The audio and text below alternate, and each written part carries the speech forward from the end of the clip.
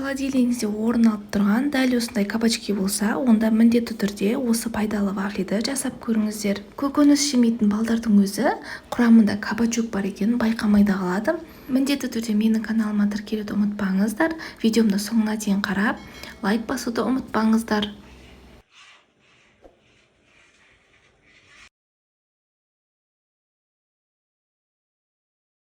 Алдымен кабачоктың қабығын ашып аламыз. Ол әрине міндетті емес, бірақ маған осылай қабығын ашып жасаған ұнайды.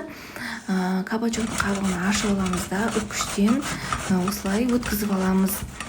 Енді осы өткізілген кабачокқа тұз салып аламыз да араластырып 10 минутқа шырыны бөлінгенше қоя тұрамыз. Қолымызбен алып, жақсылап осылай шырынынан сығып алу қажет.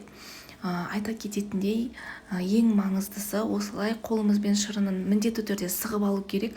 Әйтпесе вафли сұйықтау болып піспей қалуы мүмкін. Енді біраз қасық қаймақ, бір жұмыртқа, дәміне қарай тұз және кез келген дәмдеуіштерді салсаңыздар болады. Және көтеріліп жұмсақ болып пісу үшін разрыхлитель саламыз. Және глютенсіз күріш ұнын салдым. Кез келген глютенсіз ұн салсаңыздар болады. Және бір келкі болғанша жақсылап араластырып аламыз. Одан кейін мен аскөк салып алдым. Ол әрине міндетті емес, бірақ салсаңыздар пайдасы арта түседі. Енді қызып тұрған вафельницада бір немесе 2 ас қасықтан салып 4-5 минуттан пісіріп аламыз. Әркімнің вафельницасы әртүрлі уақытта қызады. Өз вафельницаларыңызға қарай пісіресіздер. Мінекей кабачоктан жасалатын вафли осылай қызарып, сырты қытырлақ, іші жұп-жұмсақ болып піседі. Міндетті түрде менің рецептімен осы пайдалы кабачоктан жасалатын вафлиді отбасыларыңызға таңғы асқа немесе перекусқа жасап ұсыныңыздар. Нәтижесін міндетті түрде комментарийда бөлісіңіздер.